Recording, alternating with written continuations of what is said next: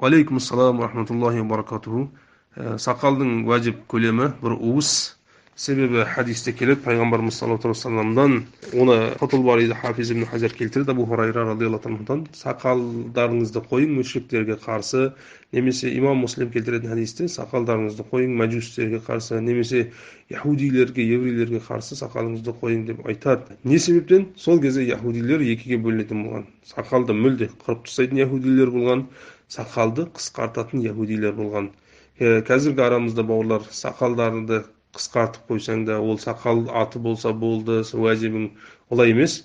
Абдулла ибн Омардың хадисіне келетін болсақ, Абдулла ибн Омар сақалын бір уыс қылатын болды. Не себептен? Пайғамбардың қайтарған нахйи болғасын, яхудилерге мүлде қосамаң дейді. Олар сақалын қысқартатын да болды, олар қыратын болды. Егер біз сақалымызды қысқартып қойсақ, ол еврейлерге тағы қарсы ұстап кетеміз. Сол себептен біз сақалды бір уыс, Абдулла ибн Омардың амалы сияқты, сақалды бір уыс қылу міндет.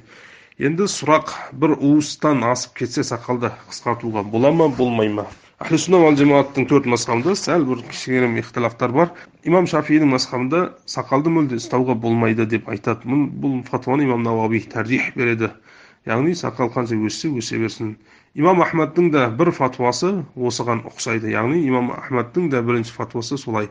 Сақалды қол тигізуге болмайды, қанша өссе өсе берсін. Себебі Пайғамбар саллаллаху хадисі бар, ахфуллуха, яғни мубалаға дейді. Яғни асыра өсірің деген мағынасы дейді. Қол тигізбең деген сөзі бар дейді. Имам Ахмадтың екінші фатуасы, сақалыңызды өсірің, қол тигізбең, бірақ қажылықта, умрада сақалыңызды қысқартсаңыз болады. Қандай қысқарту? Ол бір уыстың көлемінде алып келсеңіз, сол деңгейге келіп қысқартсаңыз болады. Одан қысқа еш мазхабта рұқсат бермеген, бір уыстан төмен. Имам Малик рахималлахның мазхабында сақалың қатты өсіп кетсе, оны қысқартып анкарт қылып әдемілесең болады. Бірақ ол имам Малик рахималла, ол бір уыс қылу міндет немесе мустахаб деген жері жоқ. Оны Қали Аяз Аш-Шафа деген кітабында келтіреді. Төртінші имам Абу Ханифа рахималланың мазхабы, біздің мазхабта Раддул Мухтарда Аллама Шами рахималла келтіреді.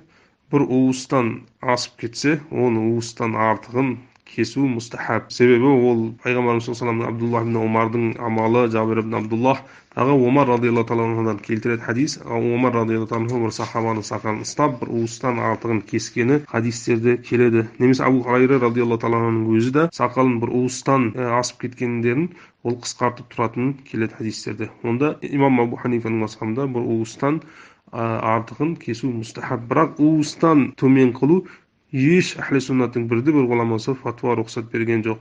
Раддул Мухтарда айтады, сақалдан бір қабзадан, бір уыстан азырақ қылу, ол батыстың адамдары, немесе қызтекелердің амалы дейді. Оған еш бірде бір ғұлама рұқсат берген жоқ дейді.